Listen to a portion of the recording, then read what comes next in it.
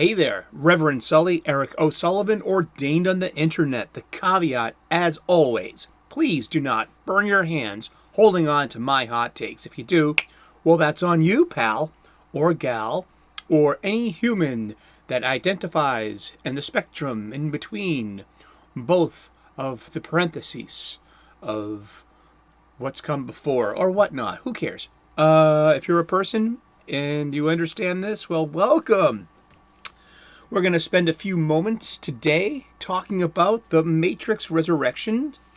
Firstly, that's a darn good cup of coffee. And I liked the Matrix Resurrection more than most. Everyone on my Twitter sphere seems to be outraged and hates it, with the exception of Robert Meyer, Burnett, and Paulie, the Latino Slant. I think I'm with them. I certainly didn't love it, but I found it to be a perfectly acceptable, dumb popcorn action movie. More in line with 2 and 3, Matrix Reloaded and Matrix resurfaced, redoubted, redoubled. Was it Matrix Resolutions and Resolutions? I don't care. It was they were decent movies. I watched them over lockdown 2020 last year in my isolation in my little Matrix tank.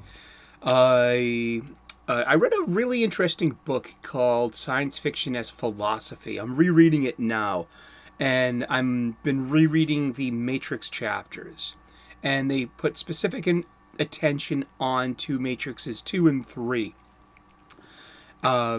because they were a bit smarter than we realized in hindsight. It's easy to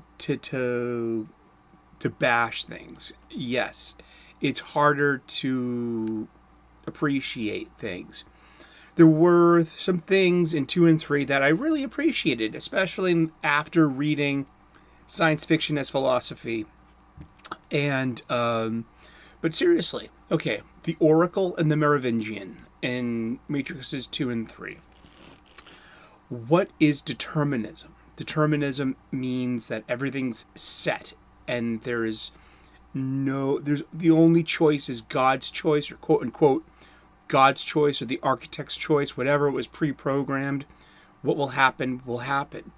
That there is no free will. Neo is an agent of free will, and he represents free will, free choice, and the clash of the two ideas. And does Matrix 4 follow philosophically? I think yes. I think that Jonathan Groff's Agent Smith, well, firstly, in movies and in screenwriting, Smith is a lot more like Gollum from The Lord of the Rings, rather. Sorry, William Golding. Sorry, Tolkien. Gollum was not a good guy. He was definitely not a good guy, but he wasn't one of Sauron's legions or the big bad. He was called the negation of the negation, an independent operator who is doing things for their own motivation, and plays neither side, or will play both sides, or he's just very independent. So Agent Smith fits with what Robert McKee informed me was the negation of the negation. But Smith, for me, in Matrix Resurrections, exemplifies the Nietzschean idea, Friedrich Nietzsche's idea of will to power. That once he broke from his programming, no pun, that he was able to reach for his own power, that he was no longer dependent on Neo or the other programs or his previous program, that he was basically, he was able to grab his own power. So by the end of his story arc, he is going on his own road. he is going to do something different and be more than what he was before. And I found that very refreshing, especially because everything seems to be so postmodern, and that starts with Rousseau to Hegel and even to Marx, where it's about you need an oppressor and then to be an oppressed, and everything's about power dynamics. And where with Nietzsche, it respects that yes, there are power dynamics, but you don't have to be the oppressed or you don't have to be the oppressor to rise up and to become the Ubermensch, and grab your own power. I found that really interesting. I also found that I really liked Neil Patrick Harris's The Analyst, the big bad. And spoilers, okay, spoilers. I should have said that front and foremost, but yeah, spoilers. Neil Patrick Harris's The Analyst had some really interesting things to say about oppressor, oppressed, and about emotional manipulation. I felt that if there was anything subversive going on in Matrix Resurrections, it was all to be found in the analyst's dialogue. Everything he mentions about emotional manipulation is getting the traction and creating the power needed to run the Matrix and to keep people in line.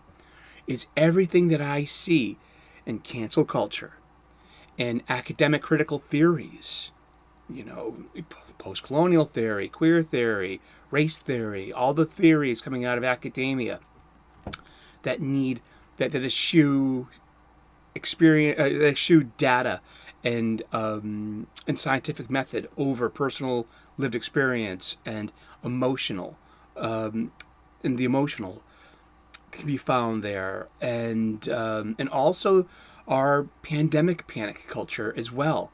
Everything, there is science out there and there is data out there, but what is running things is the fear notion. And so I found the analyst's dialogue to be remarkably refreshing in popular cinema. And I didn't find there to be any reboots. I did not find there to be any retcons. I did not find any contradictions with the previous movies. It was very well. Oh, there goes the ads. Skip that. Yeah, go back to our Matrix code reign. That's better. Did I have problems with the Matrix Resurrections? No, not really. I really enjoyed, at the heart of it all was the two stars, Carrie-Anne Moss and Keanu Reeves.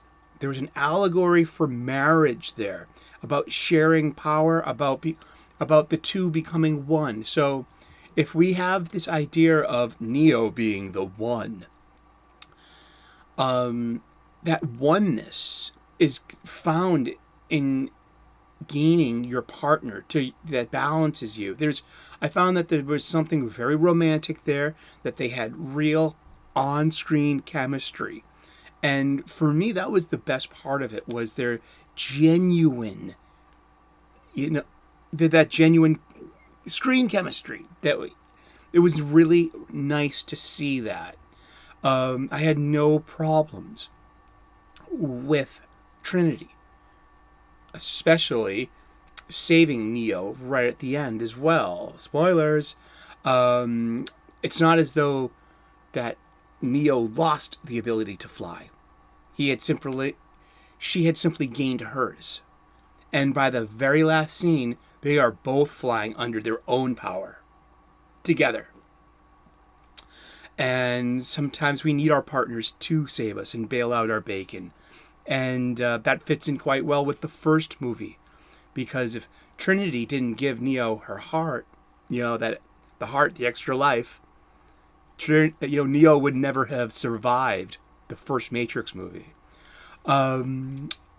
the only problems I kind of had were like, was that wasn't really Morpheus. That was a simulacrum of Morpheus. That was not even an echo of what he left in the previous Matrix. That was an idea that of Morpheus that Neo wrote into that old modal, and because Morpheus was a living, breathing human being that existed, who lived and died in the real world, and so new Morpheus wasn't that individual.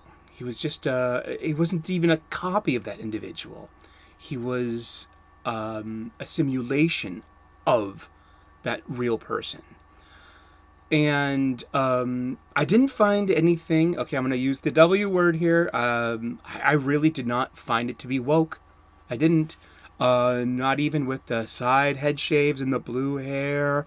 I mean, those were all the trappings of cyberpunk, in my humble opinion, which fits in Matrix and fits in the world. I didn't find any of the identifications or the relationships to be distracting.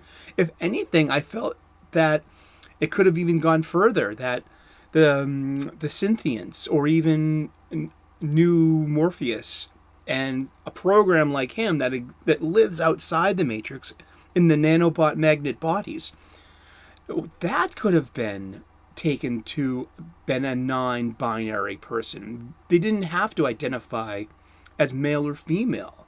I mean, that's one thing about the programs that I thought that could have, like, they did not have to identify as male or female.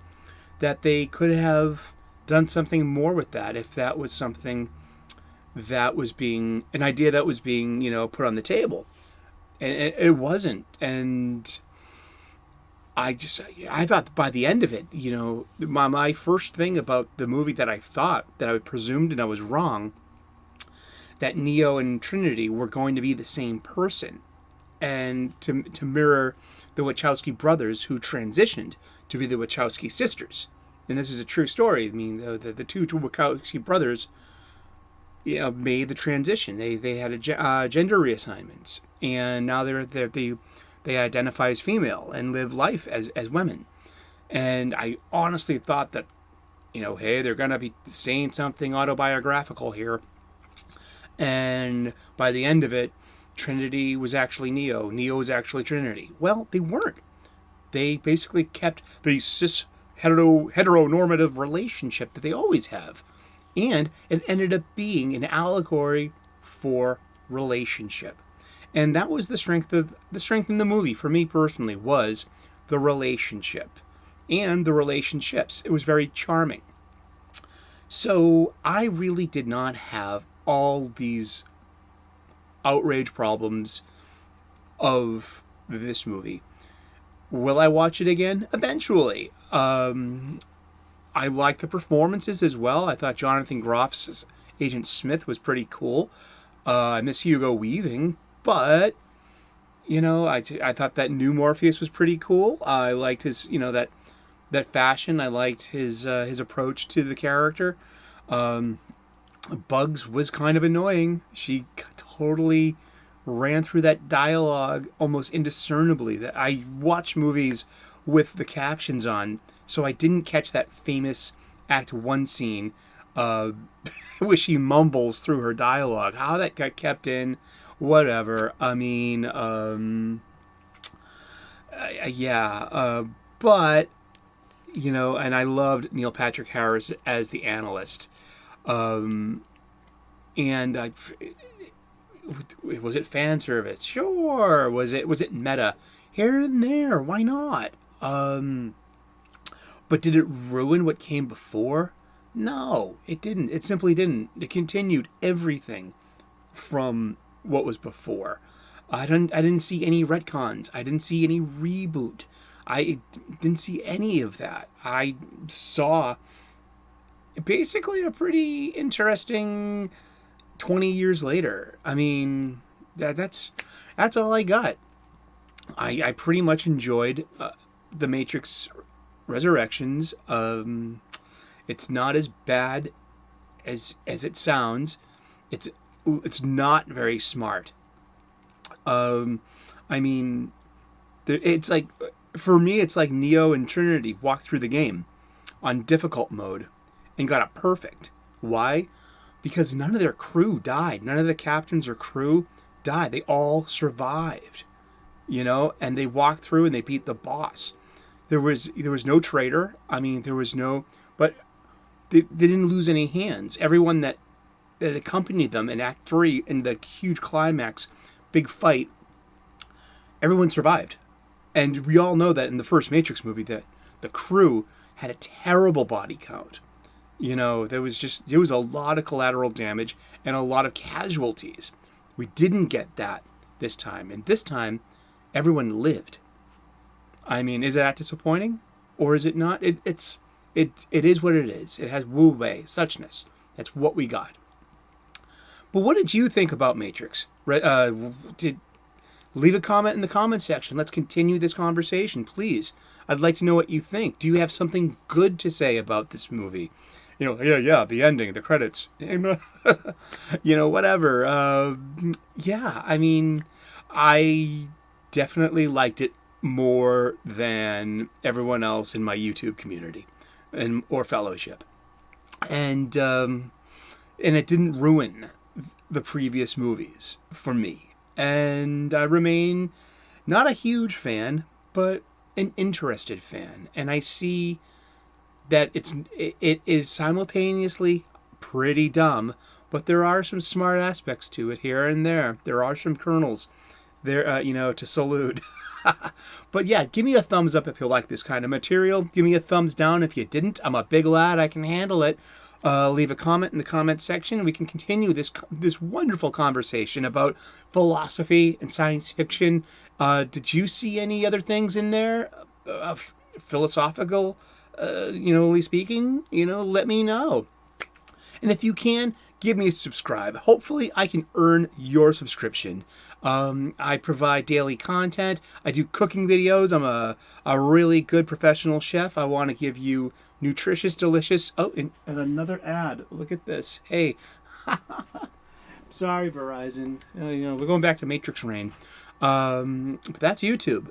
And we're here out on YouTube. So I would love to earn your YouTube subscription and be part of your viewing day. Thank you so much for tuning in to Reverend Sully's Station. And cheers. God bless. Good luck. Thanks.